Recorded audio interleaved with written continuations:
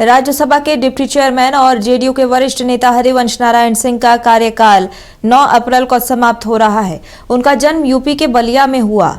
शुरुआत उन्होंने बैंक की नौकरी से की, फिर पत्रकारिता में आए। इसी दौरान नीतीश कुमार के करीब आए और नीतीश ने उन्हें जेडीयू का महासचिव बना दिया। इसके बाद उन्हें 2 बार राज्यसभा भेजा, जहां वे डिप्टी स्पीकर बने।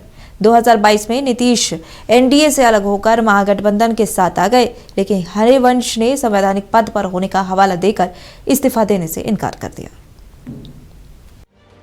बुधवार को राज्यसभा में प्रश्नकाल स्थगित कर कार्यकाल पूरा कर चुके सदस्यों को विदाई दी गई। 25 राज्यों के 59 सदस्य अप्रैल से जुलाई के बीच रिटायर हो रहे हैं। जो लोग बुधवार को रिटायर हुए, उन 37 सदस्यों में से एक राज्यसभा के डिप्टी स्पीकर हरिवंश नारायण सिंह थे। प्रधानमंत्री नरेंद्र मोदी ने कहा कि रिटायर हो रहे सभी सदस्यों का योगदान अतुलनीय है। उन्होंने अपने संबोधन में खास तौर पर डिप्टी चेयरमैन हरिवंश की जमकर तारीफ की। सदन के अंदर अनेक विषयों पर चर्चाएं होती हैं। हर किसी का बहुत ही महत्वपूर्ण योगदान होता है। कुछ खट्टे मीठे अनुभव भी रहते हैं, लेकिन आज जब ऐसा अवसर आता है तो स्वाभाविक रूप से दलगत भावना से ऊपर उठ करके, लेकिन ये जाने वाले सभी माननीय सांसदों का बहुत ही उत्तम योगदान है, इसलिए लेकिन मैं जरूर कहूंगा आदरणीय देवगौड़ा जी, आदरणीय खड़गे जी, आदरणीय शरद पवार जी, ये ऐसे वरिष्ठ लोग हैं जिनके जीवन का आधे से अधिक उम्र संसदीय कार्य प्रणाली में गई है।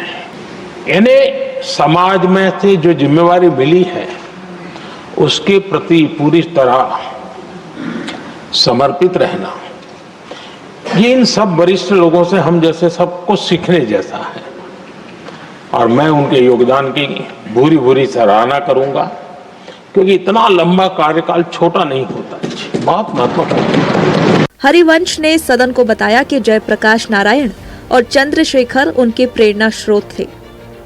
सार्वजनिक जीवन में मौका देने के लिए उन्होंने बिहार के मुख्यमंत्री नीतीश कुमार के प्रति आभार व्यक्त किया।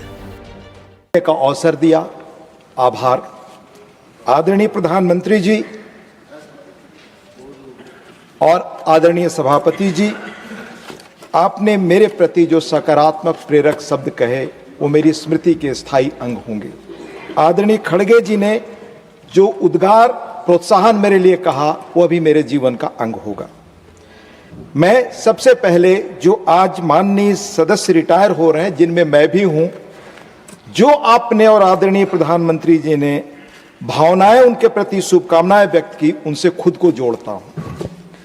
ये सभी माननीय सदस्य स्वस्थ रहें, सक्रिय रहें, इनका उज्जवल भविष्य हो और देश को इसी तरह राह दिखाते रहें, ये कामना करता हूं। आदरणीय नीतीश जी हमें राज्यसभा में लाए, उनके प्रति आभार। आदरणीय प्रधानमंत्री जी, पहले टर्म में मैं इस महान सदन का उपसभापति बना। आपको जितना मेरे प्रति, आपके प्रति जो उद्गार है वो शब्दों में व्यक्त नहीं कर सकता। बहुत बहुत धन्यवाद। हरिवंश नारायण सिंह 2014 से 2026 तक 12 साल तक राज्यसभा के सदस्य रहे। अगस्त 2018 में वे डिप्टी चेयरमैन बने। 8 साल तक वे राज्यसभा के उपसभापति रहे। सितंबर 2020 में उन्हें दोबारा राज्यसभा का सांसद बनाया गया। राज्यसभा के सदस्य के तौर पर 12 साल और उपसभापति के तौर पर 8 साल उन्होंने महत्वपूर्ण भूमिका निभाई। 2020 में उन्होंने डिप्टी स्पीकर के तौर पर कृषि कानून को ध्वनि मत से पारित करार दे दिया, जबकि विपक्ष सदन में लगातार मतगणना की मांग कर रहा था। विवाद के बाद विपक्ष उनके खिलाफ उपसभापति पद से हटाने का प्रस्ताव लेकर आया। कृषि कानूनों के खिलाफ धरने पर बैठे सांसदों के बीच हरिवंश खुद चाय लेकर पहुंचे।